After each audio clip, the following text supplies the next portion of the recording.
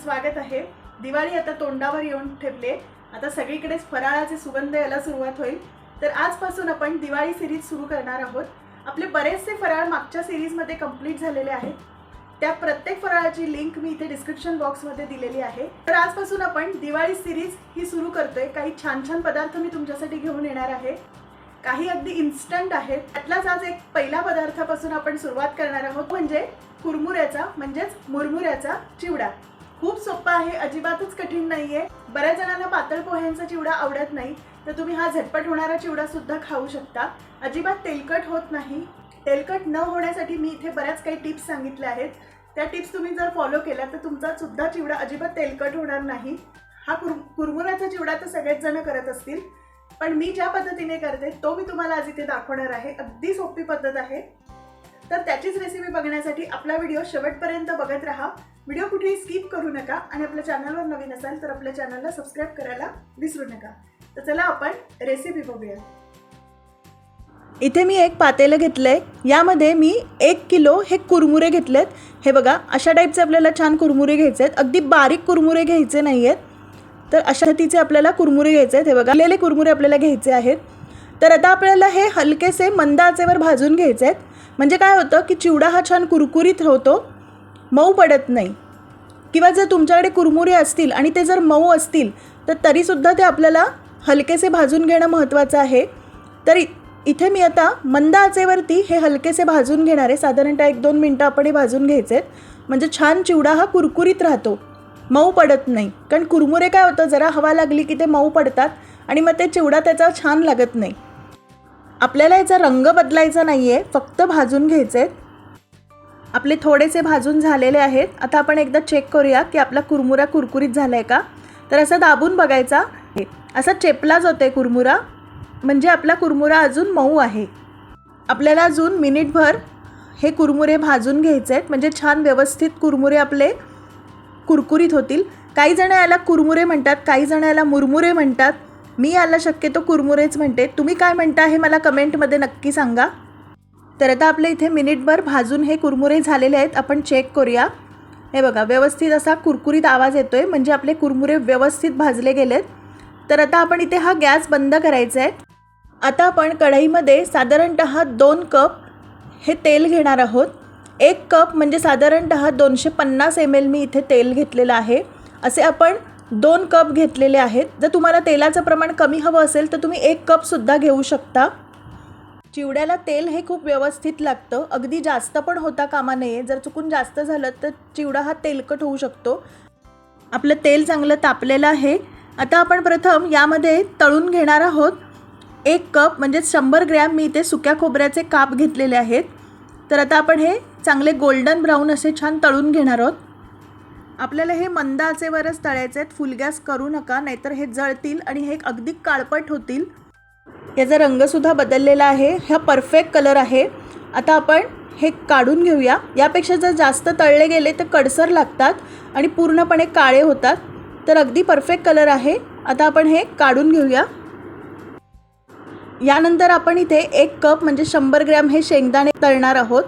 आपण इथे झाऱ्यामध्येच असे तळायचे आहेत, म्हणजे छान तळले जातात। एकदम जर तुम्ही तळणीमध्ये टाकलेत तर ते अंगावर उडण्याची शक्यता असते। आपले इथे शेंगदाणे तळून झालेले आहेत। हे बघा, मस्त रंग आलेला आहे। हे काढल्यानंतर अजून थोड्या वेळाने असे डार्क होतात, त्यामुळे ह्याच रंगावर साधारणतः आपल्याला तळायचे आहेत। तर आता आपण शेंगदाणे हे काढून घेऊया।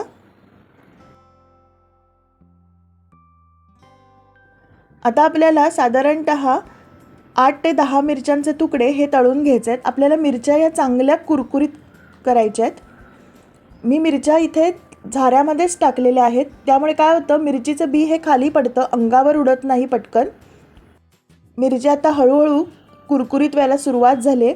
आपल्याला व्यवस्थित कुरकुरीत करायच्या आहेत। हलकासा रंग बदललेला आहे। जर तुम्ही या रंगावर ठेवल्यात तर मिरच्या या मऊ पडतील, त्यामुळे आपल्याला छान अशा कुरकुरीत करायच्या आहेत। हे बघा, आपल्या इथे मिरच्या आता मस्त कुरकुरीत झाल्यात। रंग हा परफेक्ट आलेला आहे। याच रंगावर आपल्याला तळायचे आहेत आणि मिरच्या कुरकुरीत झाल्या की असा झाऱ्यामध्ये याचा आवाज येतो की लगेच कळतात त्या कुरकुरीत झाल्यात। तर आता आपण या डिशमध्ये काढून घेऊया। आता आपल्याला साधारणतः 1 कप ही कढीपत्त्याची पानं घ्यायची आहेत. इथे तुम्ही कढीपत्त्याची पानं कमी जास्त तुमच्या आवडीनुसार करू शकता. मला कढीपत्ता खूप आवडतो म्हणून मी जास्त घेतलेत. ही सुद्धा आपण झाऱ्यामध्ये घेतलेली आहे. यामुळे काय होतं, पटकन अंगावर कढीपत्ता हा उडत नाही, कारण कढीपत्ता जेव्हा आपण तेलामध्ये टाकतो तो पटकन उडण्याची शक्यता असते. छान कढीपत्ता आपल्याला कुरकुरीत करायचा आहे. 1 सेकंदभराने आपल्याला हा कढीपत्ता मग झाऱ्यामधून तेलात टाकायचा आहे, म्हणजे छान कुरकुरीत होतो. तेलामध्ये बुडबुडे याचे थांबलेत आणि ह्याचा आवाजही खूप छान येतोय, म्हणजे आपला कढीपत्ता एकदम परफेक्ट कुरकुरीत झालाय. तर आता आपण हा कढीपत्ता काढून घेऊया. आता तेल आपलं हे ऑलरेडी खूप तापलेलं आहे, तर इथे मी आता गॅस बंद करते. आता आपल्याला यामध्ये घालायचे 1 टेबलस्पून हळद, 1 टेबलस्पून काश्मीरी मिरची पावडर. इथे काश्मीरी मिरची पावडर घ्यायची म्हणजे याला चिवड्याला रंगसुद्धा खूप छान येतो. 1 टेबलस्पून हिंग. हिंग मी इथे थोडं जास्त घेतलं आहे. जर तुम्हाला कमी हवं असेल तर तुम्ही कमीसुद्धा करू शकता. 1/2 टेबलस्पून चाट मसाला. यामुळे एक असा टँगीपणा येतो, चिवडा हा खूप मस्त लागतो. पण जर तुम्हाला नको असेल तर नाही घातलं तरी चालेल. तर आता आपली ही सगळी फोडणी तयार झालेली आहे. आता आपण हे सगळी फोडणी या कुरमुऱ्यांवर घालून घेणार आहोत. जर तुम्हाला तेलाचं प्रमाण कमी करायचं असेल तर तुम्ही नक्कीच करू शकता. तुम्ही 1.5 कपसुद्धा तेल हे घेऊ शकता. तुम्हाला या चिवड्यामध्ये अजून जर काही डाळं ॲड करायचं असेल किंवा काजू घालायचे असतील तर तुम्ही तुमच्या आवडीनुसार घालू शकता, किंवा शेंगदाणा आणि खोबऱ्याचं प्रमाणसुद्धा तुम्ही तुमच्या आवडीनुसार कमी जास्तसुद्धा करू शकता. तर आता आपण हे जे सर्व तळलेले पदार्थ आहेत हे आता आपण सर्व हे यामध्ये घालणार आहोत. हे बघा किती कुरकुरीत झाला आहे कढीपत्ता. तर आता आपण हे सगळं घालून घेऊया. आता आपण हे सर्व चमच्यानी मिक्स करून घेणार आहोत, म्हणजे आपली फोडणी जी केलेली आहे ही सगळीकडे लागेल. आपल्याला चिवडा हा व्यवस्थित मिक्स करायचा आहे. जर नीट मिक्स केला नाही तर फोडणी ही खाली कदाचित बसू शकते आणि चिवडा हा खूप तेलकट होऊ शकतो. त्यामुळे व्यवस्थित आपली फोडणी ही कुरमुऱ्यांना छान लागली गेली पाहिजे. आता आपला चिवडा हा व्यवस्थित मिक्स करून झालेला आहे. हे बघा, आता आपल्याला हा जो चिवडा आहे हा एका पेपरवर काढायचा आहे, म्हणजे आपल्या चिवड्याला एक्स्ट्राचं जे तेल असेल हे पूर्णपणे निघून जाईल. यामध्ये आता आपल्याला घालायचे 1/4 कप पिठी साखर. इथे मी साखर ही मिक्सरवरतीच बारीक करून घेतलेली आहे. जर तुम्हाला नको असेल तर तुम्ही नाही घातलं तरी चालेल, पण यामुळे काय होतं, एक आंबट गोड अशी छान चव येते, कारण आपण इथे चाट मसालासुद्धा घातलेला आहे. आता आपल्याला व्यवस्थित हा चिवडा मिक्स करून घ्यायचा आहे. बघा तुम्ही रंगसुद्धा किती मस्त आला आहे, अगदी परफेक्ट आला आहे. जर तुम्हाला यामध्ये शेव घालायची असेल तर तुम्ही शेवसुद्धा इथे ॲड करू शकता. मी इथे घातलेली नाही आहे. आपला चिवडा इथे व्यवस्थित मिक्स करून झालेला आहे. आता आपण हा पेपरवरती काढून घेऊया. हे बघा, याचा रंगसुद्धा किती मस्त आला आहे, खूप छान झाला आहे हा चिवडा, एकदम टेस्टी झाला आहे. तर आता मी हा इथे न्यूजपेपरवरती चिवडा हा काढून घेणार आहे. यामुळे काय होतं, सगळं एक्स्ट्राचं जे तेल असतं ना हे पूर्णपणे निघून जातं आणि चिवडा अजिबात तेलकट होत नाही आणि कुरमुरेसुद्धा अजिबात मऊ पडत नाहीत, असे छान कुरकुरीत राहतात. तर आता आपण जेव्हा पेपरवर काढतो तेव्हा एकदा पुन्हा याला व्यवस्थित असं मिक्स करून घ्यायचं आहे, म्हणजे जर कुठे काही मसाला राहिला असेल तर तो पूर्णपणे कुरमुऱ्यांना लागला जाईल. शक्यतो हातानेच मिक्स करा चिवडा, म्हणजे व्यवस्थित सगळीकडे मसाला लागला जातो. हे बघा, मी तुम्हाला आता दाखवते. पेपरला बघा तुम्ही किती तेल लागलेलं आहे, म्हणजे कुठे एक्स्ट्राचं जे तेल असतं हे सगळं निघून जातं आणि अजिबात तेलकट चिवडा होत नाही. या ज्या काही टिप्स सांगितल्यात ना या तुम्ही खरंच नक्की फॉलो करा, म्हणजे तुमचासुद्धा चिवडा अजिबात तेलकट होणार नाही आणि व्यवस्थित कुरकुरीत राहील. तर आता आपलं इथे मिक्स हे करून झालेलं आहे. आता आपण हा घट्ट झाकणाच्या डब्यात भरून ठेवायचा आहे. इथे मी एक स्टीलचा डबा घेतलेला आहे, चांगला घट्ट झाकणाचा डबा घ्यायचा आहे. यामध्ये आता आपल्याला एक न्यूजपेपर हा असा आतमध्ये फोल्ड करून ठेवायचं आहे, म्हणजे काय होतं, अजूनसुद्धा जर कुठे काही तेल असेल तर पूर्णपणे तेल निघून जाईल आणि चिवडा हा तेलकट राहणार नाही.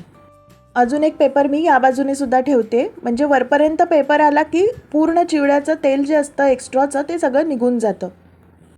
आपला पेपर इथे घालून झालेला आहे. आता आपल्याला चिवडा हा पूर्णपणे यामध्ये घालायचा आहे.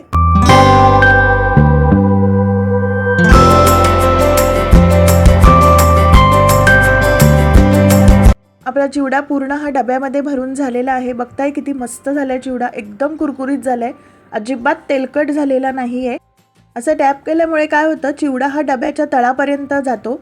तर आता आपला चिवडा इथे व्यवस्थित भरून झालेला आहे. आपला इथे कुरकुरीत असा कुरमुऱ्यांचा चिवडा म्हणजेच मुरमुरे चिवडा हा तयार झालेला आहे.